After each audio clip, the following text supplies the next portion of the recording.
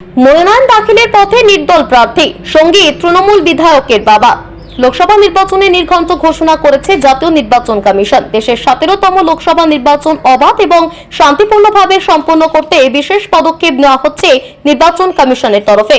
ইতিমধ্যেই মোতায়েন করা হয়েছে কেন্দ্রীয় বাহিনীর জওয়ানদের। এ রাজ্যে 42টি লোকসভা কেন্দ্রে 7 দফায় নির্বাচনের সিদ্ধান্ত নিয়েছে নির্বাচন কমিশন।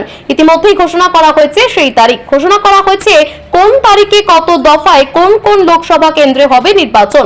এই নির্বাচনকে সামনে রেখে একদিকে যেমন কোমর বেঁধে ময়দানে নেমেছে বিভিন্ন রাজনৈতিক দলগুলি, ঠিক তেমনি চরম প্রস্তুতি শুরু করেছে নির্বাচন কমিশন।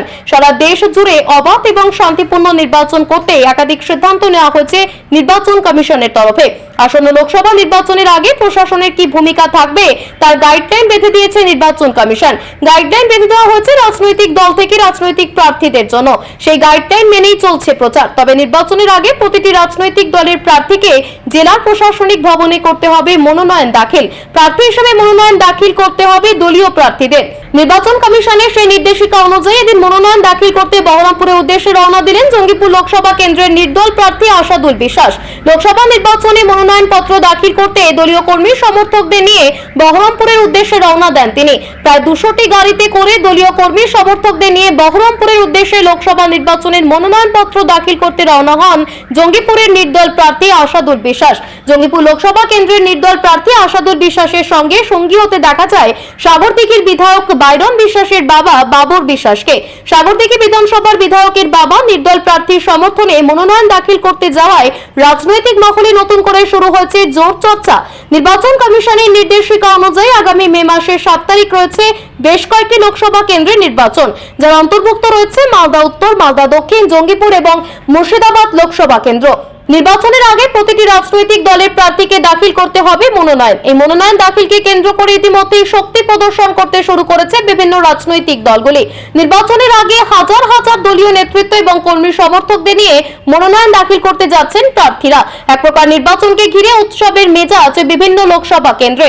দলীয় প্রার্থীর সমর্থনে মনোনয়ন দাখিলে প্রার্থীর সঙ্গে পা মেলাচ্ছেন বহু দলীয় নেতৃত্ব থেকে কর্মী সমর্থকেরা।